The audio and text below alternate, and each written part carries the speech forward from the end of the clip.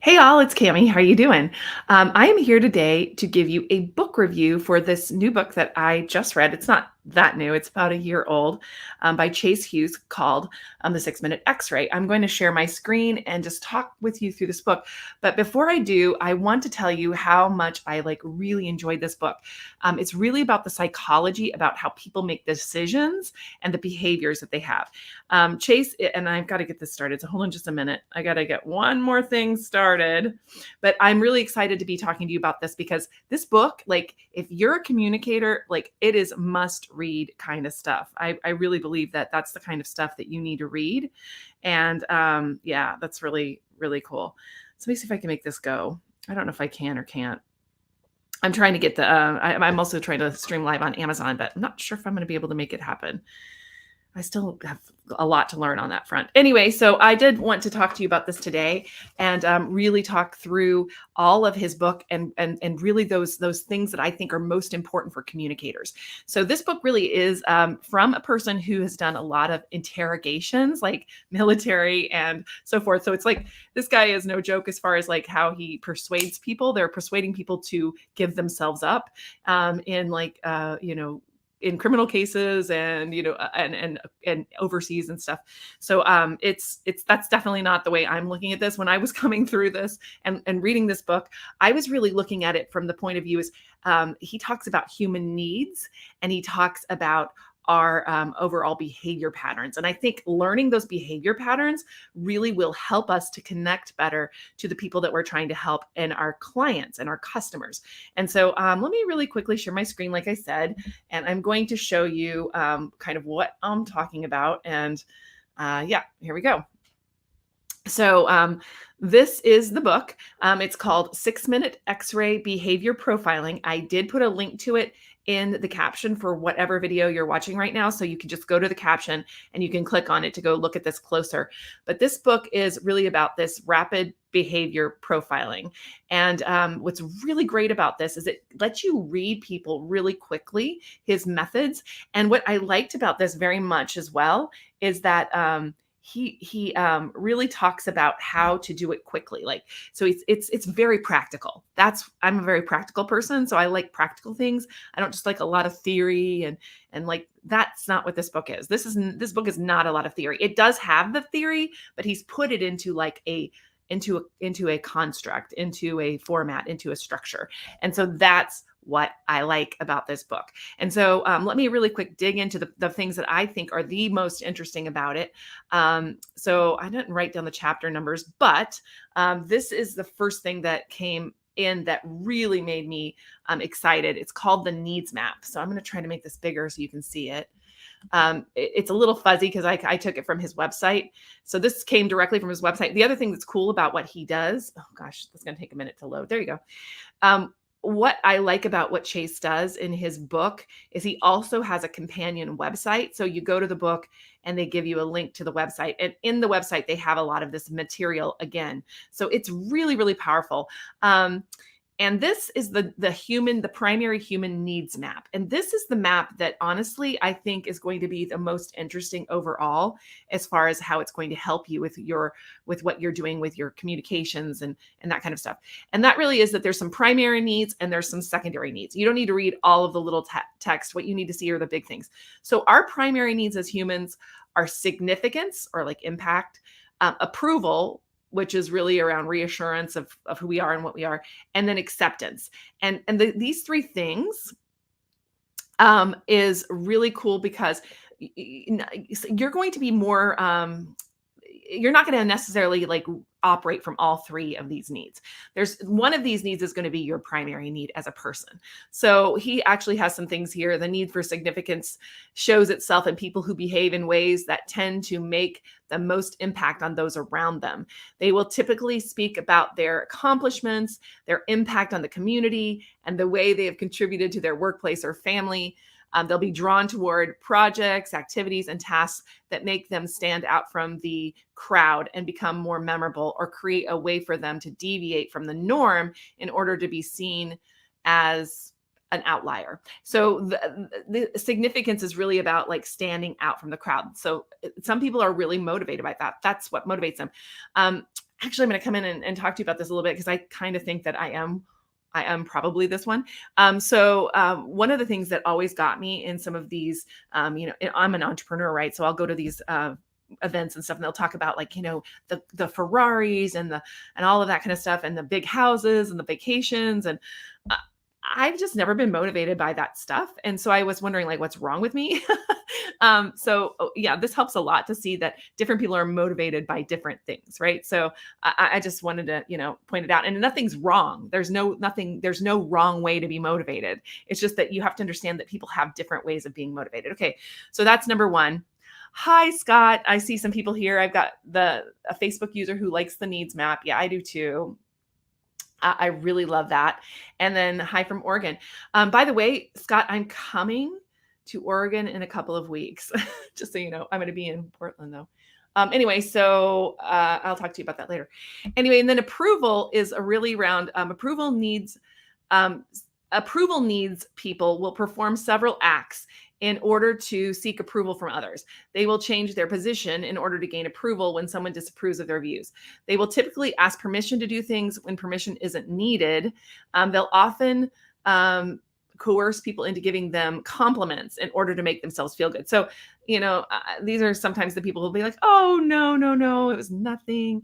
I actually have done this from time to time too. So, I mean, you're not going to necessarily fall into one bucket specifically, but approval is like really people that need that approval and want that approval. And these people can really use that for the good because they'll often be the peacemakers, right? So those are they're going to be the people that are trying to make peace with everyone.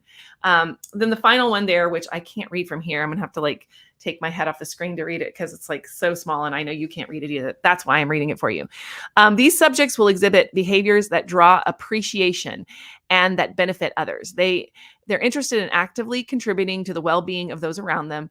They'll show need for social acceptance through conformity, even if it's feigned. Like, so, some people that will just go along with go along, even if they don't totally agree, they'll go along. These subjects will be drawn to activities that help others, such as volunteering, cooking, helping animals, and participating in projects that they believe in. So, when you're talking to a person, what Chase says is that you should think about which one of these needs do you think are primarily driving them. Is it significance, approval, or acceptance? And he does go into much more depth in the book about the kinds of words and things that they'll say and that you'll hear from these different types of needs drivers.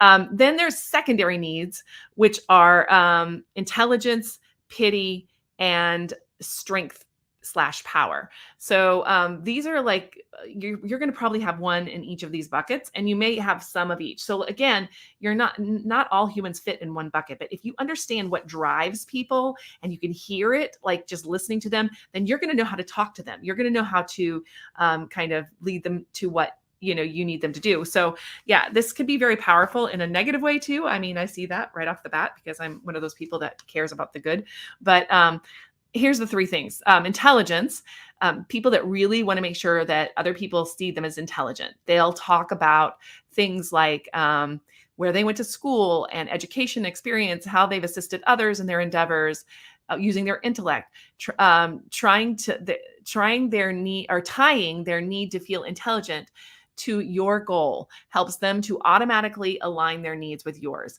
So it's really talking about that all the way through the book. And then pity, this is the people that talk about how bad they have it. And I know that we all can get in those arguments sometimes, like, well, that happened to me. Well, this is what happened to me. You can't believe what happened to me. But there are people that are driven by that a little bit more than others. And then strength and power is really around, do they feel powerful? They really need to display their power in various ways in conversations and their lives and their stories about their toughness. This is the baddies, right? These are the baddies. Like, I'm so tough. So you got to know what's driving people. I thought that was really powerful. And, I often hear this needs kind of thing being talked about, like sex, food, drinks, that kind of stuff. Like, what is it that, drives you? Relationships. I like this one better because it's a little bit more based in reality. Like, you can hear when people talk about the stuff that they actually have these things that are driving them. That's what I liked about this method. I thought that he had that really, really dialed in, and I really enjoyed it. And then you go from that, which is really your basic needs as a human being. Like, if you think about Maslow's triangle or anything like that, that's really what he was talking about here. But those are your basic needs. And then he breaks it down into what he calls his decision map. And this is the way that people make decisions about things that they're going to do or not do. So let me show you that real quick. He broke that down into 6 buckets. The first one was deviance. Like, that's the person that, will this help me stand out, break cultural, social norms? They're the cool people that have, like, the purple hair, the people that are, it doesn't mean deviance in a bad way. It can just mean that they're trying to stand out in some way. And then there's conformity. Are others in my peer group doing this? And is it acceptable to them? On the bottom there, you see investment. Is this an investment behavior? Is this going to provide me with valuable return? These are the people that always ask me when I'm doing speeches about social media, what's the ROI of that? Tell me how we can, prove the ROI of social media. So yeah, I really find that interesting. Novelty is this noticeably new, and will others see it? Social is, will this make people around me show interest or connect with me? And necessity is, what specifically makes this necessary versus other options? And as you can see, he's got a whole bunch of like lines up here. I'll show you, like, these lines right here. And what he says is that these kind of all bleed into each other. So if you're have a deviance decision making style, you're probably also going to have some novelty in there. And if you have novelty, you might have some social in there too. So you see how they're kind of connected. So conformity, investment are connected. Conformity and then social, and investment and necessity are also connected. So you may have like things that bleed into there, but the people that do this, and he gives really clear examples of people making statements that show that they're in these different buckets. It's really powerful. And on top of that, this book, so that's really the crux of what I think is really critical for communicators. There's also one other little part where he talks about adjectives, and I don't have a slide for that, but really talking about adjectives and paying attention to what adjectives people are using, both positive and negative adjectives, to describe things that are going on in their life. And I do this thing called the word vault, where I go out and I look for what people are saying about, like, for example, social media, about my topic, and I take quotes from that. But now I can see a little bit deeper how I can code those into positive and negative buckets, and also how it doesn't even really matter what they're talking about, because people have the similar thing. And I just noticed it the other day. I was talking to somebody and they used the word extraordinary quite a few times. And so I could see that extraordinary is a positive word for them. Anyway, it was really, really powerful, I think, for salespeople too, because you can really think about what people are driven by and actually talk about the benefits of your product in that vein.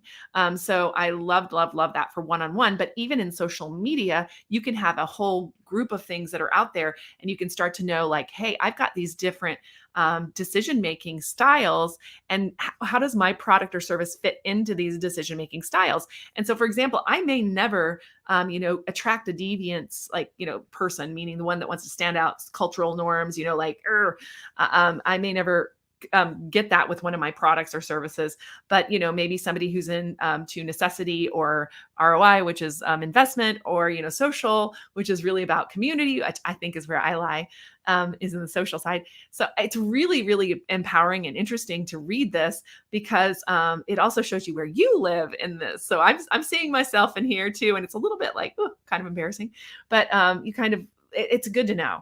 And so I love the idea of adjectives and keeping track of adjectives and having a positive and negative adjective list. That's going to be going into my word vault for sure. So I'm definitely changing my style for that. So I love this book. Let me kind of pull up. I don't know if they have a chapters outline, and I know you can't see my phone online, but I can just give you a quick rundown of the chapters of the book. I like to listen. I'll tell you how I do book reading. I listen to everything on Audible because I don't have a ton of time to sit and read. And so I'll listen to books on Audible as I'm cleaning the dishes, making dinner for the kids, driving somewhere. So I will constantly use Audible for that. And then if I love the book, which I love this book, I will often then order it like in the hard copy version so that I can just like redline it. So right now, I mean, I love this so much, and I wanted to share this with you. I just finished with the Audible, and I've actually downloaded everything off his website, and I've put everything into my Remarkable. I've taken notes. I mean, it really caught me. This book caught my attention. He also goes over body language, so he spends a lot of the book talking about those skills as well, including the eyes, the face, the body, deception, and stress detectors. Elicitation is, which means how you can get information from people without like asking them directly the question. So it's not like if I came and asked you how much money you make every year, you would be like kind of taken aback by that. But he gave an example of going into the grocery store, and he wanted to find out how much that people made per hour. And so he said something like, he had a conversation with somebody in the produce section and said something like, "Hey, I read somewhere that you guys, that minimum wage for you guys went up to $22 an hour. That's awesome." And that person immediately corrected that mistake and said, "No, we make," and I can't remember what it was, but we make XXX, like 14 something per hour. And then, yeah, so immediately he was able to get the information he wanted just by asking a question. Because people like to correct you. It's very true. They do. I live on the internet and people correct me all the time. So I know that you guys love to correct me, but I don't like being, I don't know. That feels a little bit uncomfortable to me. But elicitation can be good for like working with your kids, working with your employees, that where you don't want to offend them directly, but you need to get some information. So it's better to talk that way, and in ways that make them feel like they're in control of the conversation. So I thought that was really good. The decision map, we talked about that. I just gave that to you. The sensory preference identification. So that's really interesting too, because people talk in terms of, there's 3 different sensories. One is kinesthetic, like where you talk about, I felt like this, or I did like that. There's auditory, where you say, "Yeah, I heard that, I see that." And then there's visual, which is like, "I see that, I understand." Like, yeah, that was, so people will talk in a visual, auditory, or kinesthetic way. And they use really pronouns around, or not pronouns, or they use sensory identification around that. And then there's pronoun identification, and he had 3 of those too. And see, I'm learning this so fast. They had 3 of those as well, which are like talking about I all the time, I, me. Then there's the we, like the royal we that some people hate, but some people talk like that because they think in terms of we and us and ours. And then there is one more that I'm forgetting right now, but it's also kind of along the same line. Anyway, so he goes through all of these things, how compliance works.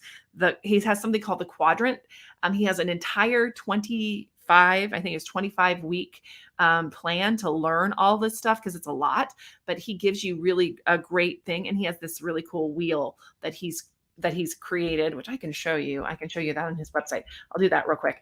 But he's got this really cool wheel that once you learn all of the abbreviations, you can use that wheel to keep track of like these conversations you have with people. So you can really get to know somebody very quickly using these really just observations. Let me get the behavior compass up. I have it up so I can show it to you. Here it is. So this is his behavior compass. And of course, it's all like, I'm not going to go through all this because there's a lot here. You got to get his book. Truly.